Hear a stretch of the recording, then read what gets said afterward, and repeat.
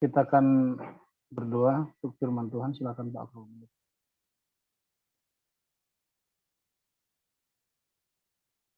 Pak Abdul bisa dinyalain mic-nya Pak.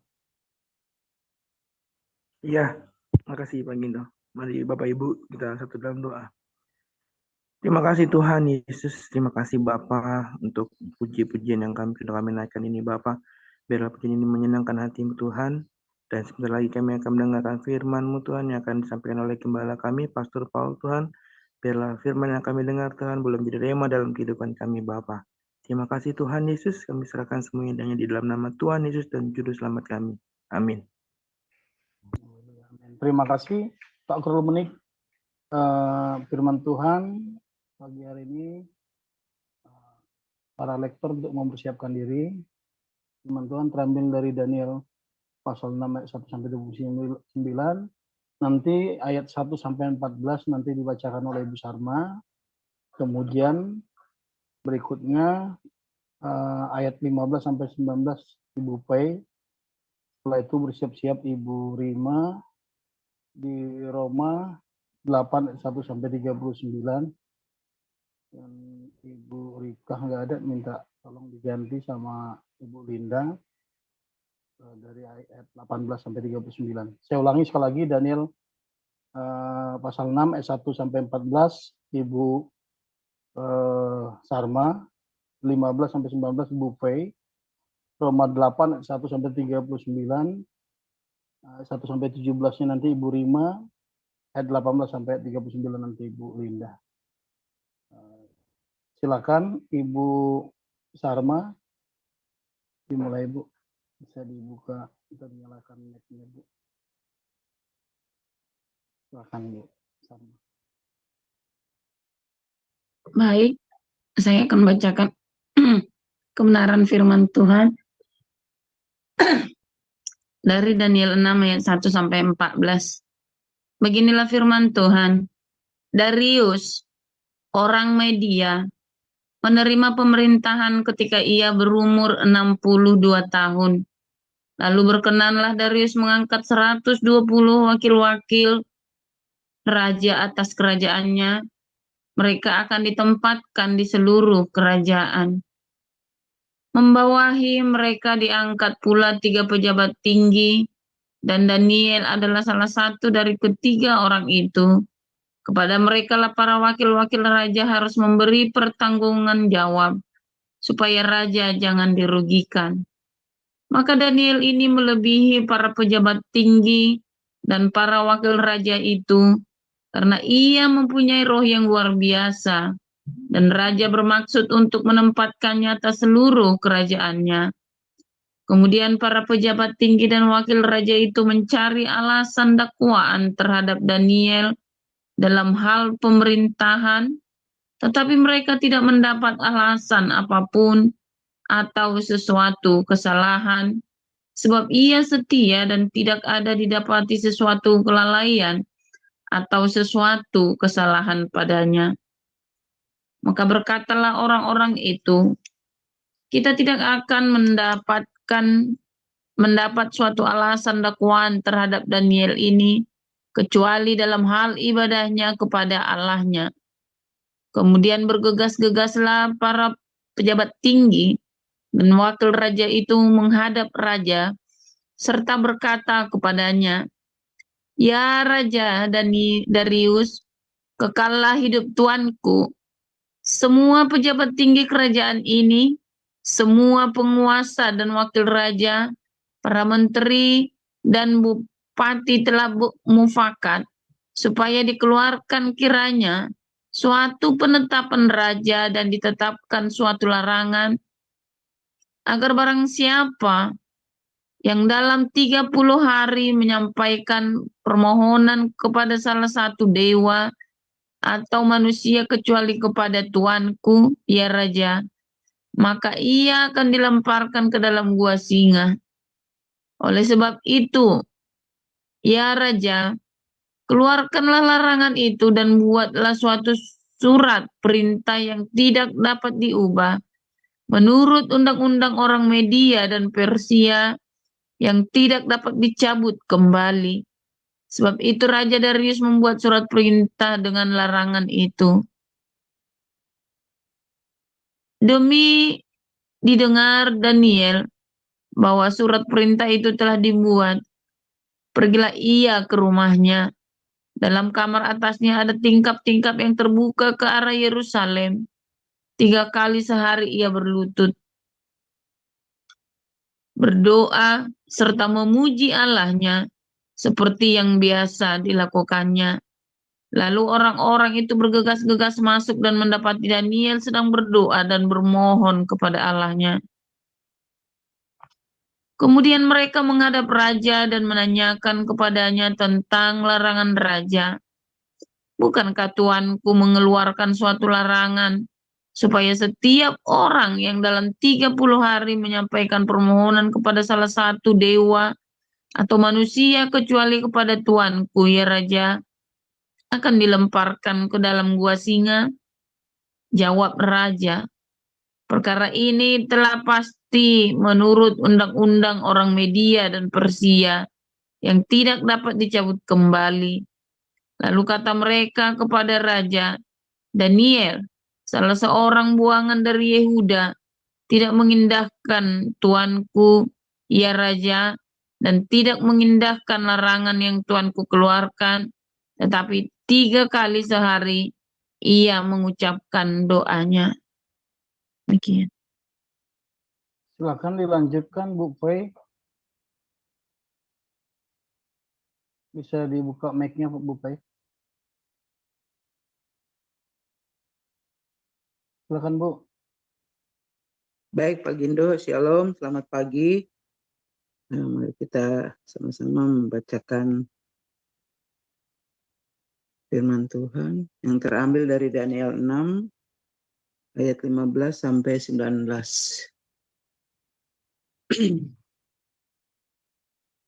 Setelah raja mendengar hal itu, maka sangat sedihlah ia, dan ia mencari jalan untuk melepaskan Daniel, bahkan sampai matahari masuk, ia masih berusaha untuk menolongnya.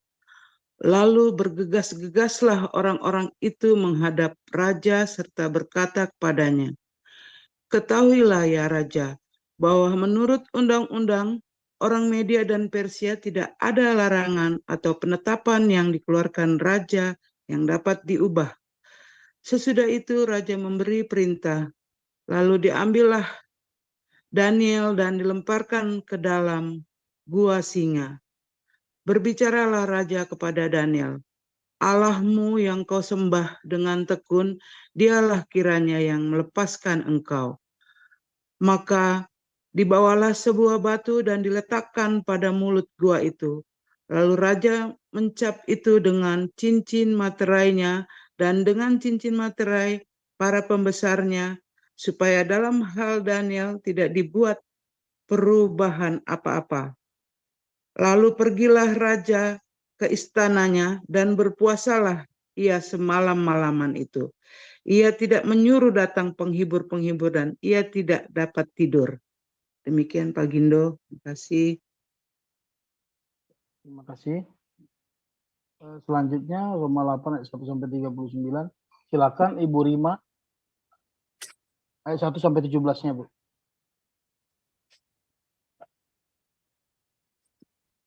Ibu Rima.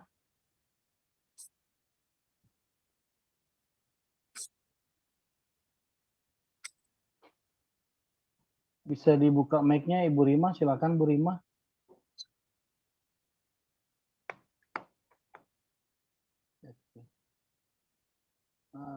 Bisa minta bantu Pak Mulia. Tolong Pak. Ya, maaf Pak Gindo, ayat berapa? Roma pasal 8 ayat 1 sampai 17. Baik. Demikianlah sekarang tidak ada penghukuman bagi mereka yang ada di dalam Kristus Yesus. Roh yang memberi hidup telah memerdekakan kamu dalam Kristus dari hukum dosa dan hukum maut. Sebab apa yang tidak mungkin dilakukan hukum Taurat karena tak berdaya oleh daging, telah dilakukan oleh Allah. dengan jalan mengutus anaknya sendiri dalam daging, yang serupa dengan daging yang dikuasai dosa karena dosa. Ia telah menjatuhkan hukuman atas dosa di dalam daging, supaya tuntutan hukum Taurat digenapi di dalam kita, yang tidak hidup menurut daging, tetapi menurut roh. Sebab mereka yang hidup menurut daging memikirkan hal-hal yang dari daging. Mereka yang hidup menurut roh memikirkan hal-hal yang dari roh. Karena keinginan daging adalah maut, tetapi keinginan roh adalah hidup dan damai sejahtera.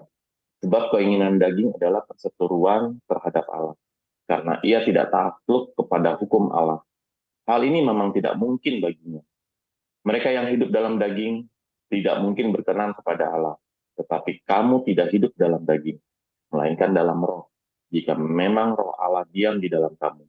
Tetapi jika orang tidak memiliki roh Kristus, ia bukan milik Kristus. Tetapi jika Kristus ada di dalam kamu, maka tubuh memang mati karena dosa. Tetapi roh adalah kehidupan oleh karena kebenaran.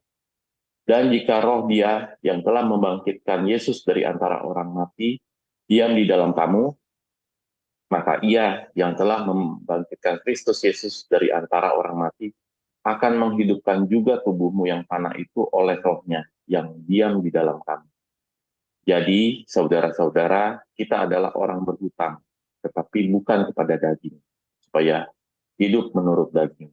Sebab, jika kamu hidup menurut daging, kamu akan mati. Tetapi jika oleh roh kamu tetapi jika oleh roh kamu mematikan perbuatan-perbuatan tubuhmu, kamu akan hidup. Semua orang yang dipimpin roh Allah adalah anak Allah. Sebab kamu tidak menerima roh perbudakan yang membuat kamu menjadi takut lagi. Tetapi kamu telah menerima roh yang menjadikan kamu anak Allah. Oleh roh itu kita berseru, ya Aba, ya Bapa. Roh itu bersaksi bersama-sama dengan roh kita bahwa kita adalah anak-anak Allah. Dan jika kita adalah anak, maka kita juga adalah ahli waris. Maksudnya orang-orang yang berhak menerima janji-janji Allah, yang menerimanya bersama-sama dengan Kristus, yaitu jika kita menderita bersama-sama dengan Dia, supaya kita juga dipermuliakan bersama-sama dengan Dia. Demikian. Silakan Bu Linda. Ya, makasih Pak Gindo. Mari kita lanjutkan pembacaan firman Tuhan. Sebab aku yakin bahwa penderitaan zaman sekarang ini tidak dapat dibandingkan dengan kemuliaan yang akan dinyatakan kepada kita. Sebab dengan sangat rindu seluruh makhluk menantikan saat anak-anak Allah dinyatakan. Karena seluruh makhluk telah ditaklukkan kepada kesia-siaan, bukan oleh kehendaknya sendiri, tetapi oleh kehendak Dia yang telah menaklukkannya. Tetapi dalam pengharapan, karena makhluk itu sendiri juga akan dimerdekakan dari perbudakan kebinasaan dan masuk ke dalam kemerdekaan kemuliaan anak-anak Allah. Sebab kita tahu bahwa sampai sekarang segala makhluk sama-sama mengeluh dan sama-sama merasa sakit bersalin. Dan bukan hanya mereka saja, tetapi kita yang telah menerima karunia sulung roh, kita juga mengeluh dalam hati kita sambil menantikan pengangkatan sebagai anak, yaitu pembebasan tubuh kita. Sebab kita diselamatkan dalam pengharapan, tetapi pengharapan yang dilihat bukan pengharapan lagi. Sebab bagaimana orang masih mengharapkan apa yang dilihatnya, tetapi jika kita mengharapkan apa yang tidak kita lihat, kita menantikannya dengan tekun. Demikian juga roh membantu kita dalam kelemahan kita. Sebab kita tidak tahu bagaimana sebenarnya harus berdoa. Tetapi roh sendiri berdoa untuk kita kepada Allah dengan keluhan-keluhan yang tidak terucapkan. Dan Allah yang menyelidiki hati nurani mengetahui maksud roh itu, yaitu bahwa Ia sesuai dengan kehendak Allah berdoa untuk orang-orang kudus. Kita tahu sekarang bahwa Allah turut bekerja dalam segala sesuatu untuk mendatangkan kebaikan bagi mereka yang mengasihi Dia, yaitu bagi mereka yang terpanggil sesuai dengan rencana Allah. Sebab semua orang yang dipilihnya dari semula, mereka juga ditentukannya dari semula untuk menjadi serupa dengan gambaran anaknya, supaya ia, anaknya itu, menjadi yang sulung di antara banyak saudara. Dan mereka yang ditentukannya dari semula, mereka itu juga dipanggilnya. Dan mereka yang dipanggilnya, mereka itu juga dibenarkannya. Dan mereka yang dibenarkannya, mereka itu juga dimuliakannya.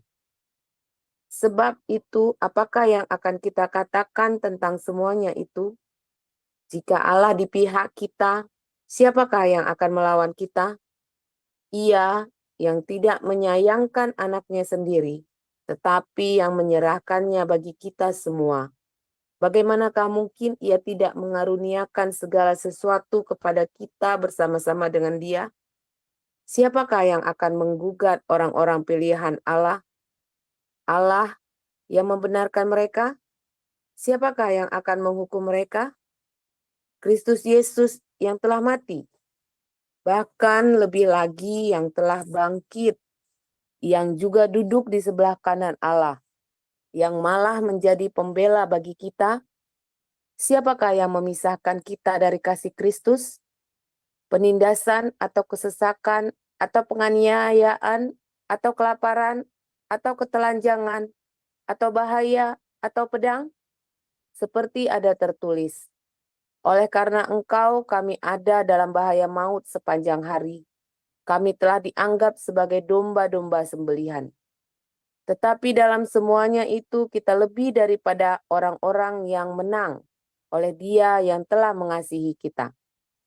Sebab aku yakin bahwa baik maut maupun hidup, baik malaikat-malaikat maupun pemerintah-pemerintah, baik yang ada sekarang maupun yang akan datang, atau kuasa-kuasa, baik yang di atas maupun yang di bawah, ataupun sesuatu makhluk lain, tidak akan dapat memisahkan kita dari kasih Allah yang ada dalam Kristus Yesus Tuhan kita.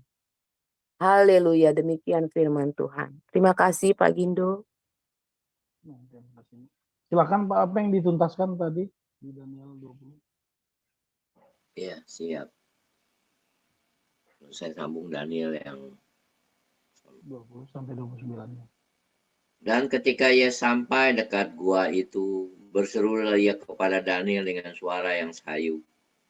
Berkatalah ia kepada Daniel, Daniel, hamba Allah yang hidup, Allahmu yang kau sembah dengan tekun, telah sanggupkah yang melepaskan engkau dari singa-singa itu? Lalu kata Daniel kepada raja, ya raja, kekalah hidupmu.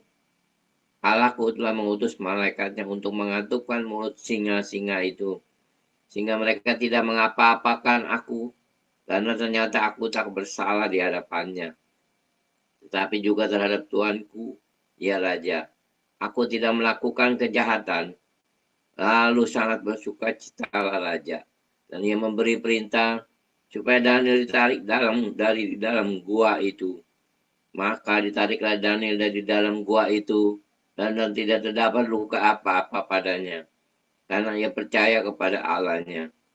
Raja memberi perintah, lalu diambillah orang-orang yang telah menuduh Daniel, dan mereka dilemparkan ke dalam gua singa, baik mereka maupun anak-anak dan istri-istri mereka.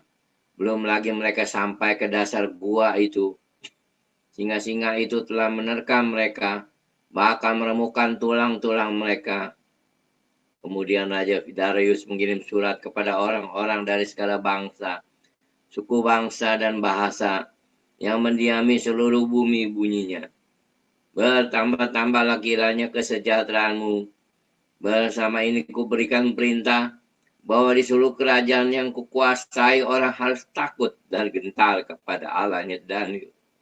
Sebab dialah Allah yang hidup, yang kekal untuk selama-lamanya. Pemerintahannya tidak akan binasa, dan kekuasaannya tidak akan berakhir. Dia melepaskan dan menolong, dan mengadakan tanda dan mujizat di langit dan di bumi. Dia yang telah ingat. Dan Daniel ini mempunyai kedudukan tinggi pada zaman pemerintahan Darius dan pada zaman pemerintahan Kores orang Persia itu. Demikian firman Tuhan. Terima kasih para lektor multimedia. Firman Tuhan, tema kita judulnya pagi hari ini, Guru Singa. Silakan Pastor Paul.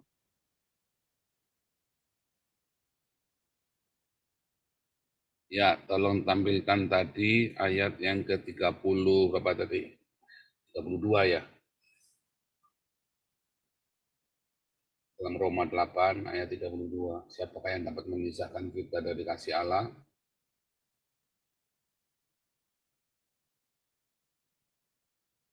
Ya, 32 ya. Mana 33 ya? Oh, sebentar. Mana tadi ya?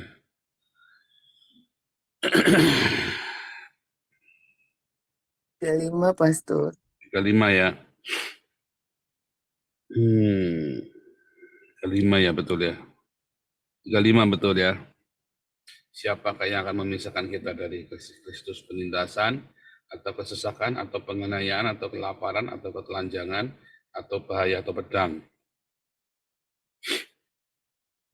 Ya, saudara, semua sudah tahu ayat ini ya, sudah kenal sekali ya, pasti hafal juga ya.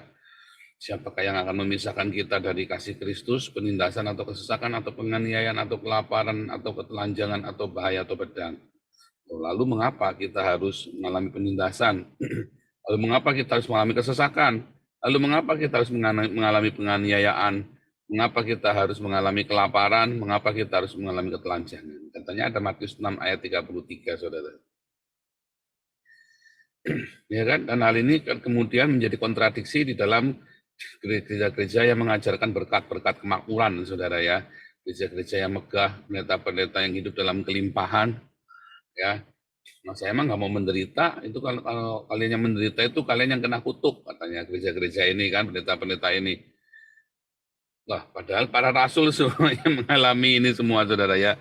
Ayat 35 ini terjadi dengan para rasul, saudara ya. Mereka mengalami penindasan, mereka mengalami kesesakan, mereka mengalami penganiayaan, kelaparan, ketelanjangan, berbahaya pedang. Lalu ada beberapa anggota komunitas kita datang sama kita, aku disakiti. Dalam arti kamu belum lagi masuk penjara, kamu belum lagi dikebukin kasih tai. Ya saudara, aku disakiti. Nah, saya bilang bohong kalau kamu bilang kamu cinta Tuhan, baru begitu saja ya. Tersinggung, marah, ya saudara ya. Biasa aja, nggak terjadi apa-apa. Karena sebetulnya sebagian besar yang Anda berpikir Anda disakiti, Anda disingkirkan dan segala macam, sebetulnya itu hanya perasaan kamu saja yang cemen, saudara. Serius, saudara ya. Ya Anda mau tersinggung, mau enggak, saya mau urusan, saya kasih tahu ya. Di dalam komunitas, ya saya kasih tahu rahasianya ya. Sebagian besar perasaan-perasaan itu adalah perasaanmu saja. Itu nggak ada yang terjadi begitu. Bahkan kalau terjadi pun, sebetulnya Anda bisa mengabaikannya, saudara. Dan itu kan ya lewat begitu saja. Tapi ketika Anda galau, aku disakiti, ya sudah selesai, saudara. Lalu bagaimana Anda mau ngomong Roma 8 ayat 35 ini? Siapa yang akan memisahkan kita dari kasih Kristus? Penindasan, kesesakan, penganiayaan, kelaparan, ketelanjangan, bahaya, pedang. Ya, Anda belum baru ya saudara ya. WhatsApp nggak dijawab, sudah ngomong ya misalnya begitu ya. Baru ada orang salah move. Serius saudara ya, serius. Banyak sekali Anda belum mencapai titik ini, tapi Anda kemudian ya sudah murtad. Ya, Yani Kristianto itu ya. Baru dia kesenggol sama pendetanya, sudah murtad saudara. Apalagi Agustan, ya kan? Untuk berhasil kita kembalikan ya. Saya nggak tahu kalau dia bersyahadat lagi, mau urusan dia sama Tuhan, saudara. Oke, dia sudah nangis-nangis sama saya, ya saudara ya. Sampai lagi Yudi Mulyana, ya. Baru kesenggol sama mertuanya, sudah murtad. Untung kita berhasil kembalikan. Ya untungnya Tuhan pertemukan saya dengan mereka ya, saudara ya. Itu sebenarnya membuat saya berpikir ya, belum lagi aniaya datang. Ya, belum lagi mereka mengalami penindasan dan kesesakan. Tadi dulu saudara, Kalau Anda YouTuber setiap hari jelek-jelekin Islam, ya Anda akan mengalami penindasan, kesesakan, penganiayaan bukan karena Anda membela Kristus, bukan karena kasih Kristus. Hati-hati ya saudara, Anda banyak terkesima dengan YouTubers yang suka memaki-maki Islam, ya. Lalu mereka mengalami aniaya, lalu Anda bilang itu demi Kristus. Oh, hati-hati saudara. Kan, makanya saya selalu nasihati, perbanyaklah memberitakan Injil, bukan membahas Islam. Lalu dia dengan bangganya, saudara. Padahal nggak dengan bangganya, di dalam penjara dia nangis-nangis, saudara ya, orang-orang ini ya. Serius ya, saya bilang, makanya jangan jelek-jelekin Islam. Kalau kamu sudah kayak saya, hebatnya baru boleh. Dia hebat loh, sombong, bukan sombong. Sampai sekarang orang Indonesia nggak ada yang bisa nangkap saya, saudara. Sombong. Itu pun saya melakukannya bukan untuk menjelek-jelekan Islam, karena Islam itu memang sudah jelek dari sononya. Ya, saya hanya menyadarkan orang-orang Indonesia ini bahaya dari ideologi khilafah. Ya memang harus ngomong, saya harus buka, karena saya tidak hanya cerita tentang pemberitaan Injil saja, tetapi saya juga bercerita tentang nasib bangsa Indonesia. Yang demi itu saya rela melepaskan keluarga negaraan saya dan rela ketika ibu saya meninggal saya tidak pulang. Demi itu saudara ya, demi keselamatan kalian, supaya saya bisa ngomong. Itu strategi namanya, hikmat itu namanya saudara ya. Ya kan? Lalu orang-orang Kristen berusaha memframing saya. Padahal selama saya di Indonesia, saya sudah masuk ke sarang iblis itu saudara ya. Dan belum ada orang Kristen masuk ke sarang iblis YouTuber itu kayak saya saudara. Langsung saya satroni ke dalam ke kantornya saudara, ke pusatnya saudara ya. Samperin orang-orang, saya injili langsung orang-orangnya saudara. Saya tantang debat satu-satu orangnya, bukan di forum, langsung saudara ya. Ketemu Yudi Mulyana ya, Ali Makrus, Menahem Ali, dan beberapa ustadz lain yang minta namanya dirahasiakan. Malah nih saudara ya. Nah, kita beritakan Injil, kita bawa mereka kembali kepada Yesus. Bukannya debat, bukannya terus Anda ngone-ngone Islam. Kan saudara, banyak orang tidak menganggap kenapa saya berkata keras sekali kepada Islam. Ya, bukan kepada Islam saja, kepada para bidah Trinitas, Unitarian, Oneness pun saya keras, saudara. Nah, itu tadi ya, kemarin saya di jalan, waktu saya jalan sama Pak Hawe di mobil itu, Pak Hawe, nggak nyampe mereka, Pak Paul, otaknya nggak nyampe. Itu tuh saya langsung, iya otaknya nggak nyampe mereka. Kan Pak Paul bilang khotbah IQ gorila. Iya otaknya nggak nyampe mereka. Oh iya benar ya. Dan saya sangat sedih sekali ya, orang-orang Kristen sendiri otaknya nggak nyampe. Kenapa saudara? Karena mereka sudah di-framing. Sehingga apa yang mereka bilang ketika ada orang yang berani menjelek-jelekan Islam, mereka pikir itulah penginjilan. Oh bukan saudara. Makanya kamu mengalami penjara. Ya jangan heran. Cuman memang yang kita aneh, kenapa orang yang menjelek-jelekan Kristen nggak masuk penjara? Nah itu kan memang aneh. Nah itu yang saya kritik saudara. Dan lalu orang-orang bidah ini kan pada nggak terima kan? Karena saya berani ngeritik, mereka pada nggak berani kan? Kalau ada orang berani, nah ya seperti Daniel, Sadraka, Mesakh, Abednego, dia berani di antara orang-orang yang tidak berani, maka para pengecut ini akan marah, saudara. Ya kan? Para pengecut ini yang kemudian akan menganiaya Yesus di tengah-tengah orang Farisi, Saduki, ahli Taurat. Karena dia berani mengatakan dirinya anak Daud, anak Allah, maka orang-orang Farisi ini kan marah, saudara. Karena mereka pengen memberontak tapi nggak berani, saudara. Kan? Maunya diem-diem saja, ya kan?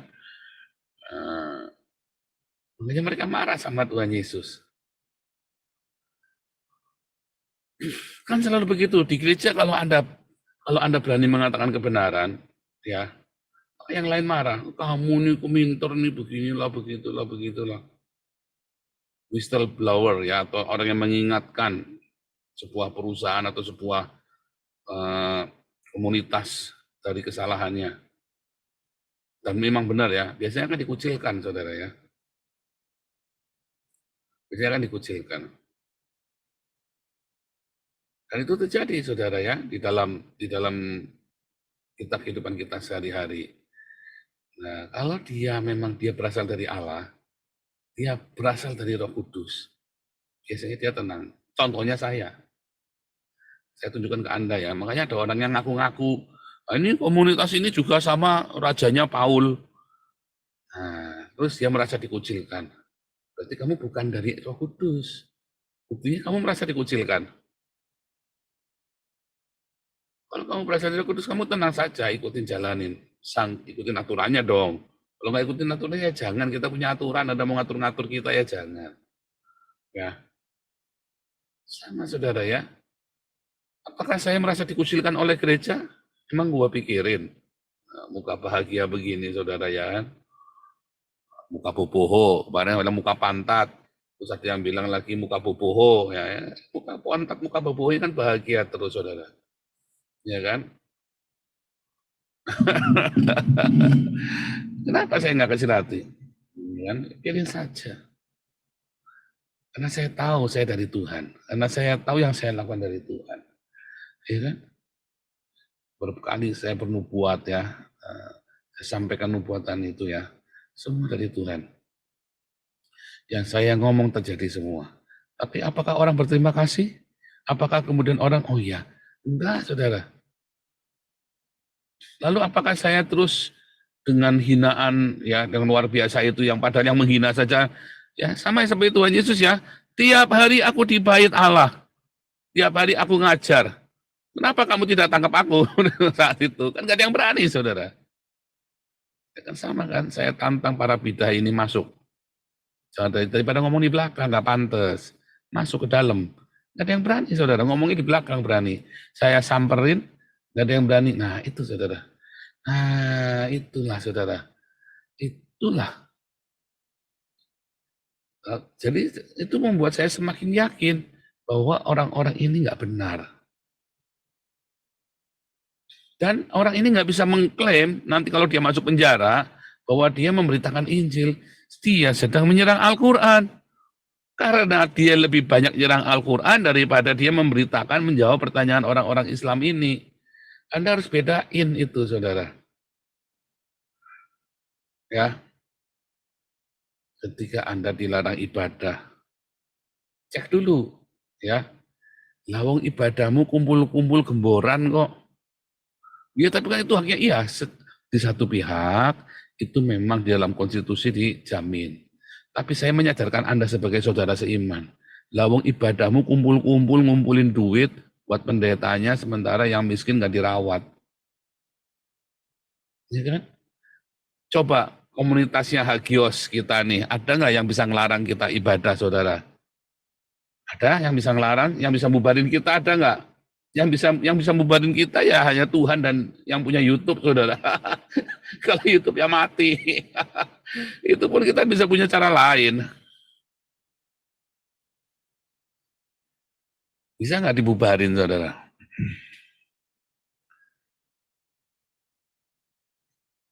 Komunitas kita udah makin berkembang begini. Kita melakukan lebih banyak tindakan yang luar biasa, ya kan? Bu Vivin sama Pak Alex kemarin baptis orang berapa 9 lagi, saudara. Minggu kemarin ya, saudara ya. Siapa yang bisa? Aniaya selalu ada, penghinaan, mocking selalu ada, saudara. Tapi kan kita jalan terus, saudara. Kita nggak perlu merasa di mocking. Makanya ketika ada gesekan-gesekan di dalam internal kita, nggak usah lebay lah. Nggak usah alay, nggak usah lebay, nggak usah sok belagu kamu yang paling menderita di dunia. Aduh. Mantap hatimu, saudara. Ya, kalau ada di sini yang kalian kurangan sembako, yang rajin ikut embun pagi, lah Anda baru datang ujuk-ujuk langsung nodong. Pak Peng minta sembako kirimin, sorry jangan dikirim Pak Peng, suruh mintanya sama Damaris. Kalau Damaris Anda kan diperlakukan sebagai orang umum, kasih tapi sebagai orang umum. Minta tiap hari ya nggak bisa, saudara. Dijatah. Kalau Anda aktif di sini, tiap hari, 3 bulan sekali nongolnya hanya kalau saat jatah sembakonya diputus. Kan kurang asem, saudara. Ya kan, Anda aktifnya di sini hanya saat jatah sembakonya diputus. Kan repot, saudara. Kenapa harus ikut dalam komunitas ini? Supaya kamu dikotahin, dengar firman Tuhan, dan kamu bertumbuh. Supaya kamu bertumbuh. Kalau cuma kasih doang, kita juga nggak mau, saudara. Kamu harus bertumbuh. Karena ada banyak orang yang baru awal-awal yang dia belum mengerti iman itu apa. Lah kamu sudah Kristen 20 tahun pasti diajarin iman itu apa. Kamu nggak mau, saya sudah tahu. Padahal kamu nggak tahu apa-apa. Nyatanya kamu masih ngemis sama kita. Padahal kamu belum tahu apa-apa, saudara. Apakah saya pernah meminta? Ketika saya lagi susah, nggak pernah, saudara. Saya tidak pernah meminta. Ada saatnya saya kekurangan, saudara. Ada saatnya. Dan dengan yang ajaib, Tuhan kirim orang-orang untuk menolong. Jadi kalau kita kirim pun, Anda juga nggak usah nolak, nggak usah sok-sokan kalau Anda butuh. Memang butuh, terima saja. Tetapi Anda punya keyakinan, suatu hari saya yang memberi. Nah, tapi kalau Anda datang ke sini 3 bulan sekali, nggak nongol, tiba-tiba Anda datang, nongol cuma minta sembako, lalu ngilang lagi, nanti 3 bulan lagi diputus sembakonya, lalu Anda minta datang nongol lagi 2-3 kali, embun pagi, lalu ngilang lagi, jangan dikasih Pak Apeng. Ya itu namanya Anda kelewatan. Anda dikasih tahu, saudara. Berarti kan Anda bukan komunitas, ya kita bisa anggap Anda nggak ada. Anda di sini, mungkin imanmu belum bertumbuh, nggak apa-apa kita support, yang penting Anda di sini. Suatu ketika firman Tuhan yang kamu dengar itu akan bertumbuh dalam hidupmu, yang penting kamu di sini. Ya, saudara ya. Ada orang yang harus disupport, ya. Tetap ada. Tapi tidak akan selamanya, dan kamu akan bertumbuh imanmu di sini. Kalau kamu mendengar firman, tapi jangan 3 bulan sekali datangnya, terus Anda langsung minta disupport ini, disupport itu, kalau nggak dikasih sama Apeng, lalu ngadu ke Bu Vivin, nggak dikasih Bu Vivin, ngadu ke Bu Ana, sama Bu Ana nggak dijawab, WhatsApp-nya ngadu ke saya, begitu nggak diterima, langsung Anda jelek-jelekin kita di grupnya orang Islam, saudara. Ya jangan begitu, saudara ya. Tapi kalau begitu juga nggak apa-apa, emang kita pikirin, nggak juga, bodo amat juga, saudara ya. Kita juga nggak urusan. Ya, saudara ya. Nah, sudah biasa dijelek-jelekin. Yang itu tadi ya, siapa yang bisa memisahkan kita dari kasih Kristus? Kita juga nggak cemen, nggak lebay juga, ya biarin saja. Ya, cuman kan kita juga, wah ini orangnya wataknya nggak bener. Masa kita nggak niteni? Ya, kita niteni, bukan dendam. Tapi kita ngasih tanda, saudara ya. Wah ini orang wataknya nggak bener. Sama diaken ya, nggak begitu. Saya suruh datang embun pagi, nggak ada yang datang. Nanti begitu diputus, coba nanti Uwutnya minta ampun, saudara. Tapi kita nggak urusan. Saya sudah bilang sama Pak Stephen, Pak, pokoknya harus ikut embun pagi. Pokoknya harus ikut embun pagi, saya nggak mau tahu.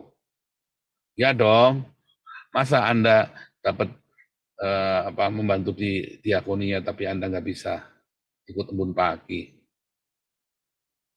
Terus Anda takut lagi mengakui saya. Kan repot, saudara. Padahal duitnya datangnya dari sini, saudara. Pengumpulan dananya dari sini. Kan ironik. Nah itu sama, saudara ya. Nah, itu tuh nggak boleh juga. Itu ya, saudara ya. Mungkin orang-orang yang 3 bulan kepada nggak timbul tenggelam ini ya mungkin karena takut ya, saudara ya. Karena takut. Ya jangan minta-minta di sini. Juga sama, jangan juga kalau Anda takut ya, saudara ya. Bagaimana Anda cuma mau minta tapi takut mengakui saya lah. Nah ini kan kayak Anda minta sama Tuhan Yesus, takut mengakui Yesus. Minta berkat sama Tuhan Yesus, tapi kemudian Anda menyangkal Yesus. Kan repot, saudara. Bukan kita mau sok-sokan minta bakti, enggak. Bukan, saudara ya.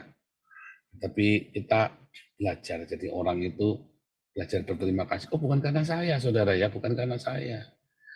Bukan karena saya, tetapi kita belajar, saudara, berterima kasih. Ya, satu sama lain. Nah, kalau Anda, itu ya, kadang-kadang saya juga nggak ngerti cara berpikir kalian orang-orang. Jadi Anda jangan terus, Anda sudah mengalami penindasan, aniaya, kesesakan, oh ini gara-gara Kristus, belum tentu. Kadang-kadang karena kelakuanmu dewe, saudara.